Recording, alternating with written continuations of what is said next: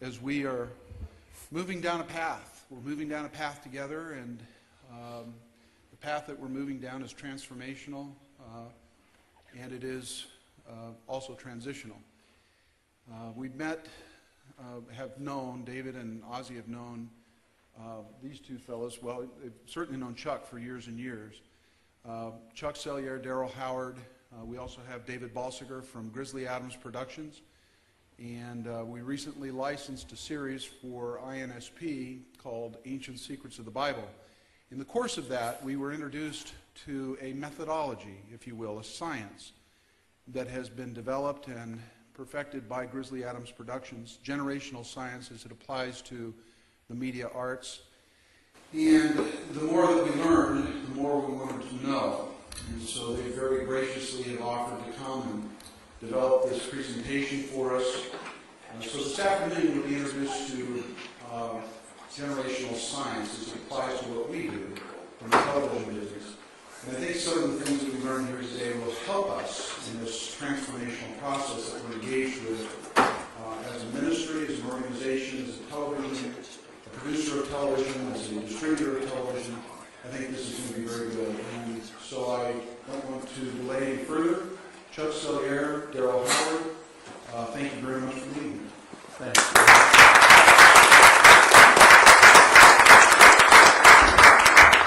Thanks, folks. Thanks for having us, and I hope we're able to entertain you as well as teach you a few things that you didn't know. It probably sounds like a frightening experience listening to a writer of movies and a neuroscientist. Whoa, that scares me. I'm ready to leave. But Darryl is a generational scientist. And let me give you a quick definition that you can all understand. I asked Darryl, what time is the plane arriving? Darryl produces for me a complete set of drawings on how to build an airport, a manual on how to run an airline, and he runs out and real quick he neuromarkets it to make sure he's accurate. So that's what we're dealing with here today, but I will tell you that I've pulled Darryl back so that hopefully you'll be able to understand what it is that he has to say. I'll keep him out of the black holes and the Einstein theories for you. This subject that we have to brief you on is important, and I pray that each of you will get some information out of this that you can use in your own lives. Darryl and I are both practicing Christians. We haven't made it perfect yet.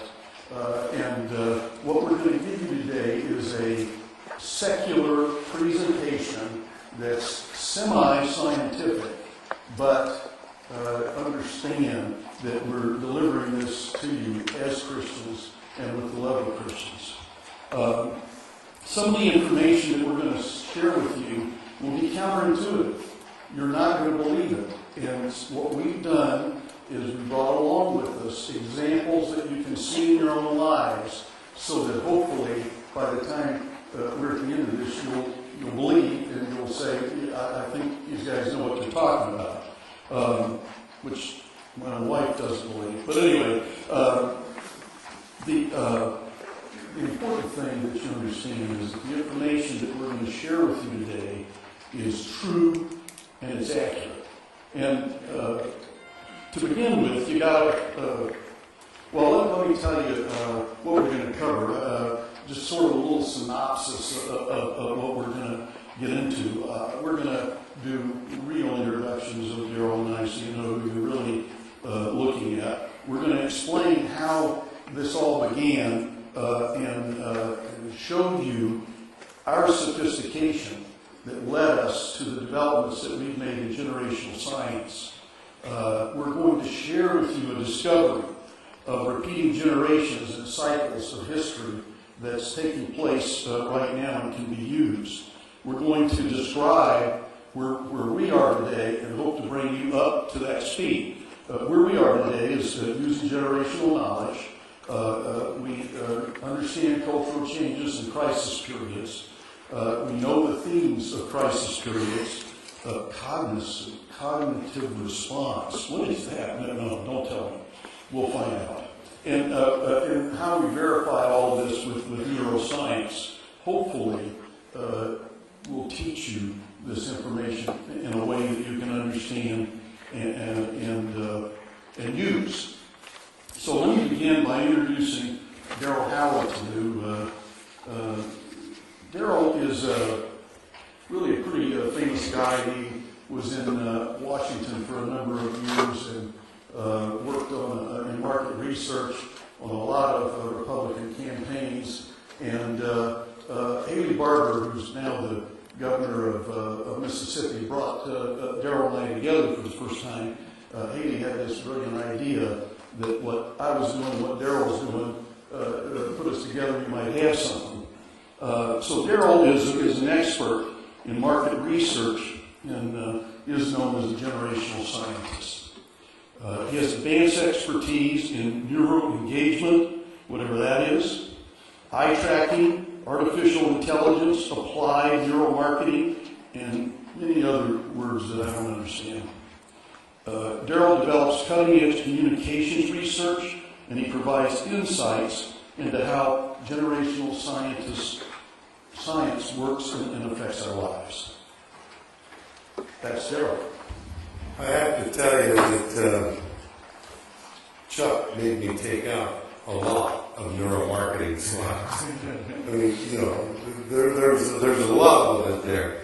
But I'm a numbers guy. What can I say? Show me the brain, I'll tell you. Chuck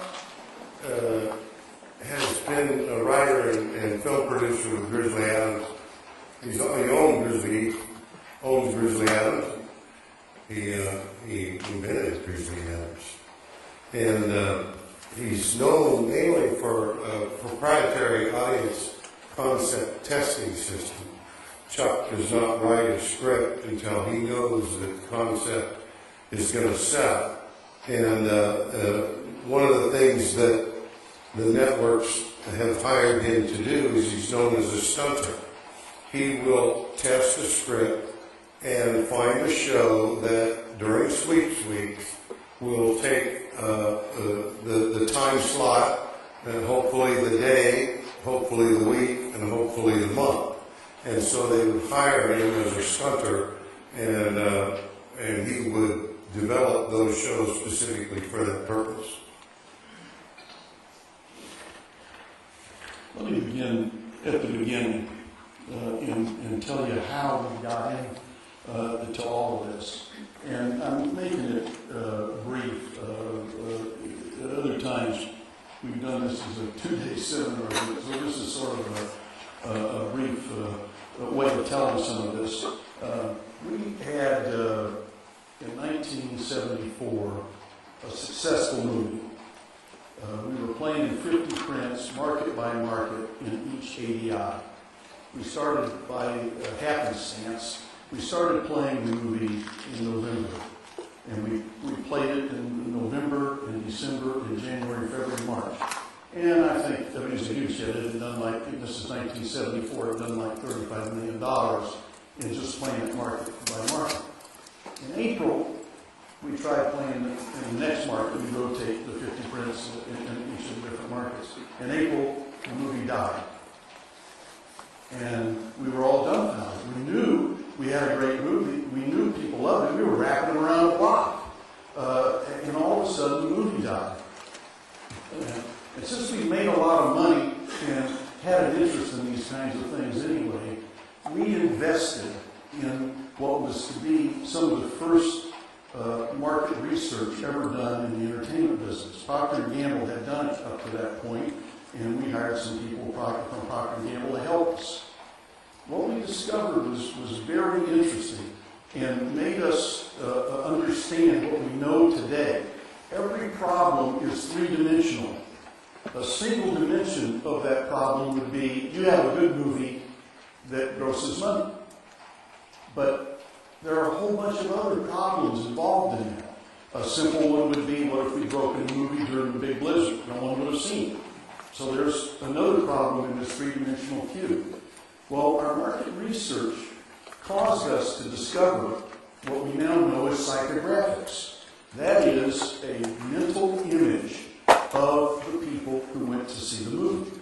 And that mental image was of people that owned campers, trailers. They visited, in the summertime, they visited parks and camped out and fished and did all those kinds of things. And what we were able to find out is our audience wasn't available to go to the theater. And we went, "Duh!" So we came back the next November and we ran the show again. And before the show played out, it was up to 85 million. Now, if that doesn't tell you that there's a lot, as a young filmmaker, I was always told, make a film and they'll beat to the theater door. Actually, no. There's a whole bunch of other problems involved. And so what we're going to do today is try to outline some of these problems and give you a thought pattern by which you can figure some of these problems out on your own. But the first thing we want you to know and remember is that problems are not one-dimensional. You get a great movie, you put it on tonight at 7, and it dies. Well, maybe you didn't consider the other 4 problems that are in that 3-dimensional cube at that particular time. And so hopefully we can tell you a little bit about this. Now, I also want to give you a warning. And it's, again, a warning based upon my personal experience. We cut to 1976. Our market research is going up full, and every film, not some films, every film we released was a big hit, a big success, every one. So we come into 1976, and the head of my research department comes in, and he's all excited, and he says, "Chuck, we've got this concept that's testing through the roof." And I asked him, "Great, what is it?" He says, "Well, they think they found Noah's Ark in Mount Ararat." And I went, "What? What does that mean? Who wants to see that? Why would anybody pay?" I mean, we were in the theaters. We made prints. Why would anybody go see that? So I was nice about it, but I basically kicked him out the door. Every month he came back for 3 straight months. And he said, "This thing is testing through the roof. You're really missing out here." I just couldn't, my own set of teachings couldn't make me understand it. One day I was in the hall, and the chairman of our company was Patrick Frawley, who's passed on now, but was my mentor for many years. He owned Technicolor, Papermate Pen Company, Schick Razor Blade Company, and he was a kind, gentle individual that was able to teach. And he stopped me in the hallway one day, and he says, "I'm hearing rumors that you've got something that tests really high." And I said, "Yeah, Patrick." He says, "Well, what are you doing with it?" And I said, "I just don't want to risk the company's money on it. It's illogical. It doesn't make any sense." And he leaned back and he said, "So, you put all this money into this research system, and you had all these hits, and now you're going to do like everyone else in Hollywood, and you're going to bleed your guts instead of market research." I walked down to my office, and I green-lighted the show. I think it may have been one of the biggest theatrical hits that we ever had. It's called In Search of Noah's Ark. We released it in the fall of '76, and I think it did over $100 million. So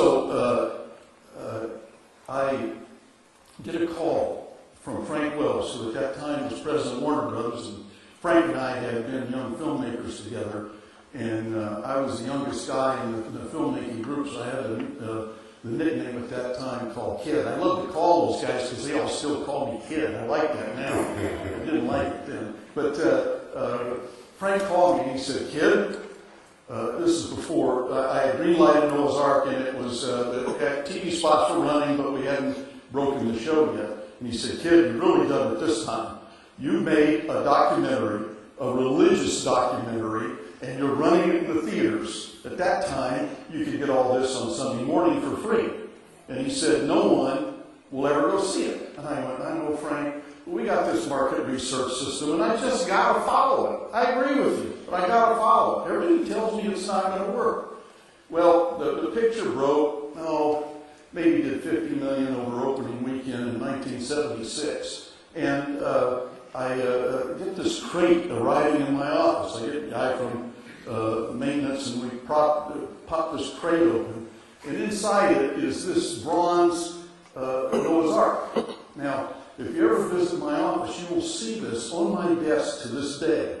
And what it does is it reminds me that I know nothing. It reminds me that everybody thinks I'm this genius in the movie business. No, folks, I'm the guy that turned down the biggest movie that we ever had. So the bottom line is this: believe the market research, do not your guts, because what we know is nothing. So I want to go next and show you a clip of the brain is similar to a computer, and by teaching and going to school, we give the brain programs. Along with this story, I won't tell it here today, but I had a friend of mine, my whole family is in police work, and my grandfather was a sheriff for 40 years till the day he died. And I had a buddy who was a sheriff, and he's the one that first taught me this. And that is that when the brain doesn't have a program, what you get is panic. Now, if a computer doesn't have a program, it crashes. That happens every now and then to us. But when a brain doesn't have a program, it panics. And I want to give you an example of that with this clip.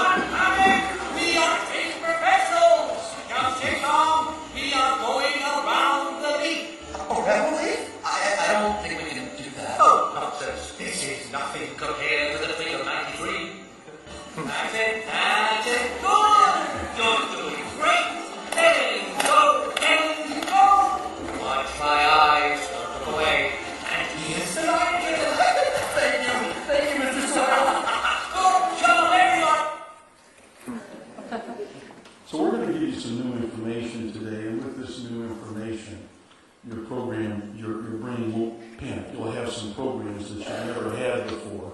And you're going to see some things happen in our culture and in your lives, and they could be disturbing. But what you're going to say is, I saw this somewhere, and I'm going to walk around the leaf. So that's what this program is all about today, is teaching you about this. Darryl?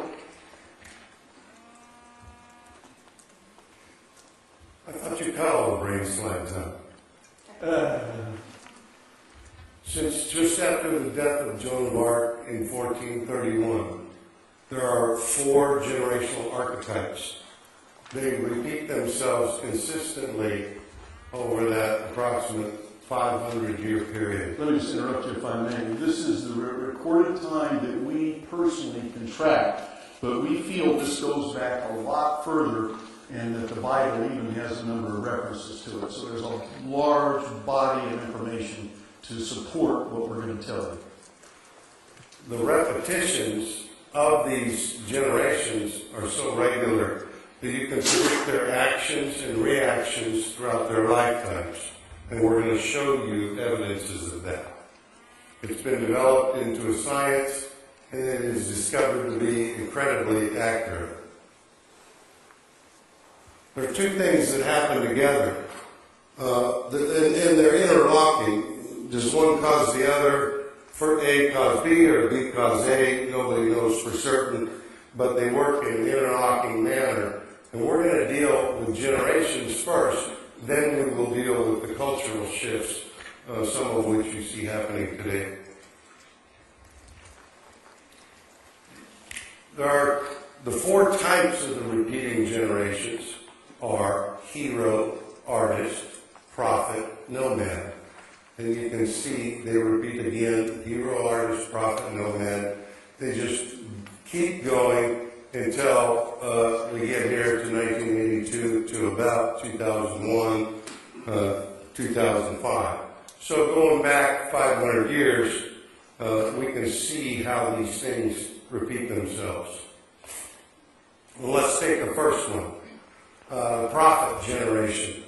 We can see here back at the Puritans, back at the Awakening, prophet, back in the 1700s, transcendental. Well, today they're known as baby boomers.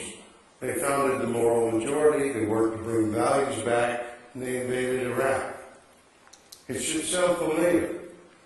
The missionary generation before them led the decency brigades, prohibition, and the war against fascism. If you see here, the missionary was the last prophet generation, 1860 to 1882.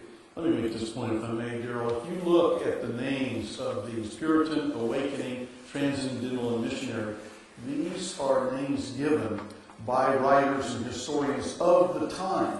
So at that time, they called them Puritan, Awakening, Transcendental, and Missionary. But you, looking back, can say, wow, look at the similarity of what they describe themselves as. Let's take the next look at the next one.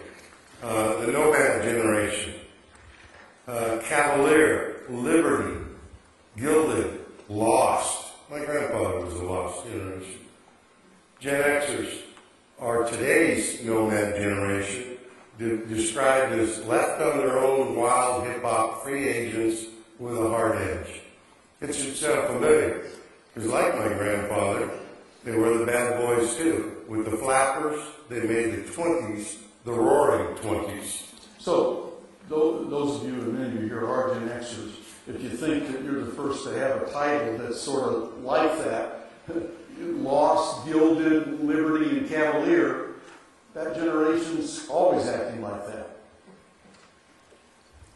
What about the hero generation? The glorious, the Republican, the GI, and the millennial. Millennials today begin with baby on board. They've been described as team-oriented, overprotected achievers. It should sound familiar. The GI generation, the last hero generation over here, grew up during as good kids during the protected food movement. Sound familiar today? Prohibition, described as General George Marshall as the best young kids in the world. Very descriptive titles. The artist generation. Today's artists were born between 1925 and 1942. It's about enacting land use laws, making sure everybody has their say. Too young for World War II, too old for the 60s. They were kind of caught in this in-between period of time. And that should sound familiar. The progressives before them were too young for the Civil War, and the Progressive Party lost to Wilson. It was always bad timing for them. You know, it always happened right when things were getting better. So, looking back in history, would you have predicted the drug-crazed and free love generation of the 60s would be writing books like Purpose-Driven Life? You would have if you knew the missionaries found themselves in midlife as the decency enforcers in the 1920s. What this means, folks, is that some generations will remain the same throughout their lives.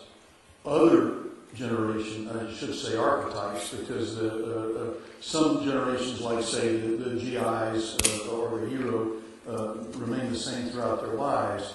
Boomers do a 180, and you're beginning to see that. We're going to talk more about that today. So some generations remain the same, but some generations do a 180 on their lives. And this creates a complex situation in terms of marketing and programming and a lot of other things, and that's why we're here. They are very predictable. You can look back and you can say, here's where they're going. That's the most important thing. Here's where they're going. We can no longer think demographics. John and I were talking earlier about doing polling of different age groups. We have to think generations. When we do anything, it's always divided up into generations. And this is different than all of the ad agencies and the way they come about what's so-called demographics. Demographics is an old term that does not work. You must think in terms of generations. Those are the current ages of those generations. And one of the things that we're going to point out today and have you see clearly is that mixing generations can be very dangerous. Some generations don't like what other generations like. Some generations don't like other generations. And so if you do use demographics, you're going, I want everybody, I'm an ad agency, I want everybody 18 to 49. Wait a minute. You just crossed over two generations that don't even communicate well with each other. How can you want 18 to 49? You can't deliver it in that fashion anymore. You once could, because when these things were all developed, and we'll get into that too, it was the GI generation, and the GI generation, as we've already said, stayed the same. They were steady. They were easy to figure. Early demographics and early market research were able to pay them. But it's the whole thing's changed now. Each one of these generations has a shared set of values. I mean, if I ask you who all remembered the death of President Kennedy, the Space Shuttle Challenger blowing up, everybody would say, well, I remember this one, I remember that one, and it changes the behavior. Millennials will remember certain things, Gen Xers will remember others. So they have this shared set of values as to who they are as almost as a group. Okay, that's why like goes to like. I mean, the millennials will hang together and do things together. Now this is so important that we're going to have to spend a minute here and study the traits of each of the four archetypes, each of the four generation types that there are, so that you understand, and you'll begin to recognize this. One thing, curiously enough, I've conducted hundreds and hundreds of polls. I mean, I can't tell you how much data I've looked at.